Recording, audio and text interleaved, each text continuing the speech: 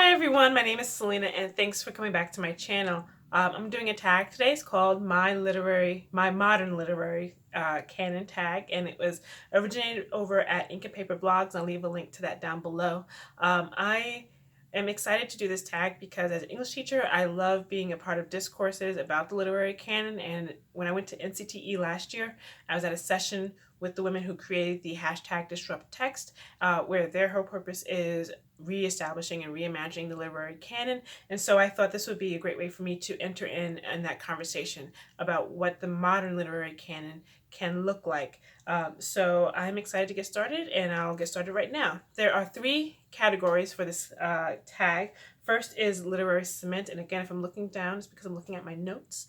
But literary cement are the authors who are unfortunately no longer with us, but whose contribution to literature has already been firmly established. And so I'm going to share three authors for that particular category. Then the second category are the authors I would consider literary legacy. These are authors who are still with us, who are still publishing, but whose place in the literary canon I feel have been firmly established already. And then the third and final category is called literary future, and these are authors whose place is not yet firmly established. They're still contributing to literature, but whose importance I believe either later in life or even after I'm gone will be recognized as canonical authors. And so I have three authors for each category, and I'm going to get started now. The first one is going to be my most controversial one, and that's C.S. Lewis. I believe he would be considered literary cement. He's one of those authors I think are foundational to literature. And again, literary cement are the authors who are no longer with us, but they've all published after 1900. So not the Chronicles of Narnia. I'm not considering that to be part of the literary canon because it's very problematic. But I do see the reaches of the Screwtape Letters and some of his nonfiction writing still being with us and still being relevant today. Particularly the Screwtape Letters. This was the work that got him on the cover of Time magazine, and with the recent I guess publication, or the recent what is it called, Amazon Prime streaming of Good Omens, and then the popularity of the show The Good Place, which are comical or satirical works about the afterlife. I think that has a direct correlation to C.S. Lewis's Screwtape Letters. I don't think we would have a Good Place without the Screwtape Letters, or we would not have Good Omens without the Screwtape Letters. For those of you who don't know, the Screwtape Letters is a very short work written in letters, so it's an apostolatory story about a junior author who works in like a bureaucracy type setting, in a very office like setting.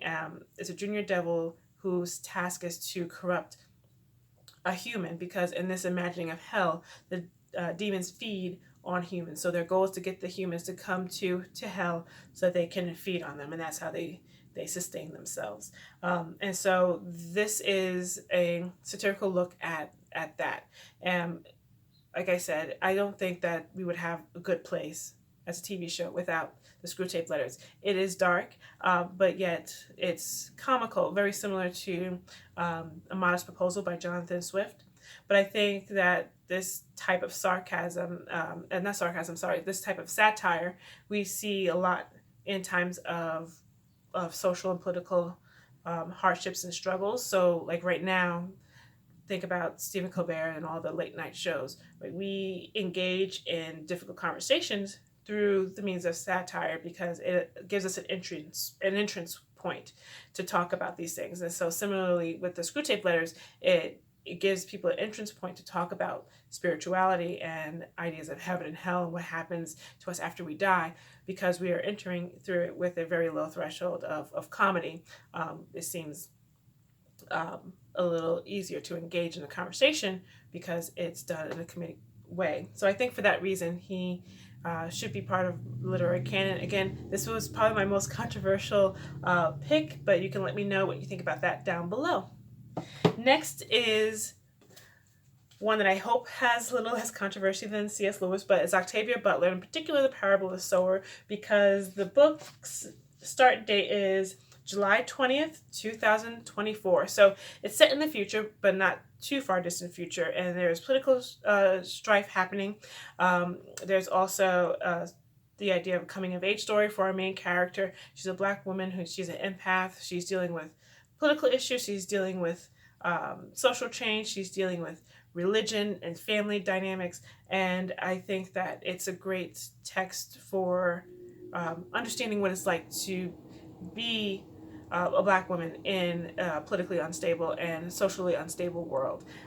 Also, people are engaging in this text because of its political discussion and connecting it to our time. A lot of people find it a bit prophetic, but I think that this book, and Octavia in general, but particularly this book, has a firm place in the modern literary canon. The last author who I would consider a foundational work, a part of the literary cement, is Walter Dean Myers. I don't have a text of his, but he's already being taught in schools. Books like Monster or Fallen Angels. It helps people to imagine, again, kind of like Parable of the Sower, what it's like to be a minority person of color in difficult situations. A lot of times in my field, we talk about books being windows and mirrors, and so Walter Dean Myers is a mirror. He writes in a way so that my Black boys in my classroom have mirror texts, and not so many window texts, and I think for that reason he is firmly established in the canon. Moving on to the second category, this is the literary legacy. These are authors who are still with us and whose stake in the canon, I believe, is firmly established. First, I'm going to share is J.K. Rowling. She, I believe, is probably the most obvious choice for this category, because what I would define, I should have defined this earlier, but what I define as literary canon are works that have been held up or can be held up to rigorous academic discourse. And I've seen this happen within my lifetime with Harry Potter. So when I was in middle school and high school, Harry Potter was a very niche read. It was for those who liked science fiction, those who liked fantasy, those who wanted escapism or this kind of text. It was not an academic text at all. But now Harry Potter is being used in classrooms and is being written about by PhD students and such. So Harry Potter has made that move into the literary canon, and so I feel that she deserves a place in my literary canon as literary legacy. Similarly, Chimamanda Ngozi Adichie is a author who I think has a firm place in my literary canon. This particular text has moved her, in my opinion, from being a fun, pleasurable read. I mean, she's been taught in schools, but by making a stand on feminism, laying down her views of feminism, also has moved her into the discourse about literary theory. And so I think that would make her a even more stable author for the literary canon, because not only are her texts important for own voices and talking about and discussing little known parts of the world that we don't see a lot of texts that take place in these areas of Africa that she's writing about, or the communities that she's discussing. But now that she has laid out also what her ideas of feminism are in this text, she's now taking a stand on literary theory, and for that reason has made herself more available for academic discourse.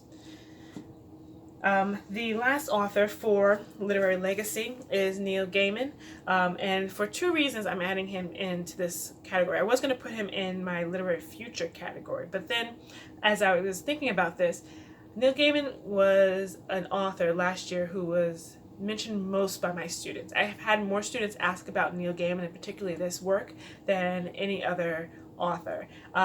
And so I let students borrow this book twice last year, and then we've had some discussions about Neil Gaiman, had discussions about American Gods.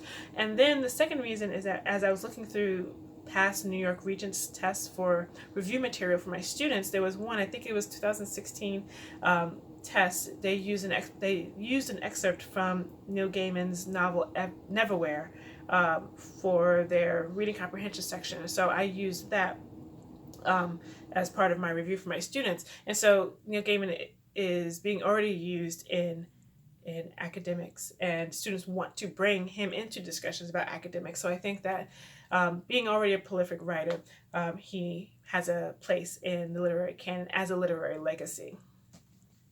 Now for the third and final category is literary future. These are authors who are still publishing, but whose importance I think will be understood later on. And the first author for that, I think, is going to be Brandon Sanderson. I'm holding up the third book. I think this is the third book in the Mistborn series. I could have picked any of his other books, but particularly the Mistborn series, because he has done similar to what the MCU has done. He's imagining a shared universe among his various texts that he's been writing. His books all take place, not all, I'm sorry, but most of his books take place in something known as the Cosmere. And you can read them independent of each other. So you can read the Mistborn series, you can read the Way of Kings series, you can read the Emperor's Soul, you can read them all separate of each other, but when put together, they all tell the story of this place called the Cosmere. And so because of this very ambitious task that he set himself up to, and then the fact that he's constantly writing, he's always putting out a new book, you can at least expect one book a year from this author. I think that it will become a canonical text, just by sheer virtue, again, of his ambition, the ambitious task that he's taking on, and then being so prolific. I can't say that word. I hope I said it right. I think he will end up being a canonical text. Next, I have Ta-Nehasi Coates. He, I feel, can move into academia in the same spaces as Malcolm X's autobiography, as edited by Alex Haley, in classrooms. He's already being taught a bit in schools. I've seen some curriculum with him, with his works being utilized. I'm holding up here We Were 8 Years in Power, his discussion about Barack Obama's presidency. But I think as he becomes more visible in the public eye, especially since he's just recently spoken, I believe, to the House about reparations, people will want to bring him into the classroom. And so he will, hopefully in the near future, become a more canonically read author in the classroom. And the last one, I don't have a physical copy of. I own it only as an ebook, but it's Akala. He only goes by that one name, Akala. He's a British writer, rapper, social activist, but he writes about Pan-Africanism and the African diaspora. And his text, the one that I'm most familiar with, is called Native. It's about the British Empire and the aftermath of empire. And he talks about race and class in the aftermath of the British Empire. And similar to Ta-Nehisi Coates, but it's a more global approach to discussing how Black and brown bodies are being viewed and dealt with in these various areas, like in the Caribbean and in England and in Europe. I think his writing, as well as because he's also approachable through music, because he's a rapper, more popular in England than he is here in the United States. But I think because of being seen as a pop culture figure will allow him access to classrooms because of that status. And he has also spoken a lot to various groups about the diaspora. So as a public speaking figure, he is he's fairly well sought after. So I can see him being brought into the classroom a little bit more readily. The second reason is because he's already looking to be brought into the classroom through his use of Shakespeare and making Shakespeare more approachable, using his skills with hip hop and connecting that with Shakespeare. And he has come into classrooms in Europe to discuss how to get students interested in the language and the verse of in the writings of Shakespeare. So I would say Akala would be part of the literary future. Okay, that is my tag. I hope it made sense. I hope you enjoyed it, and bye.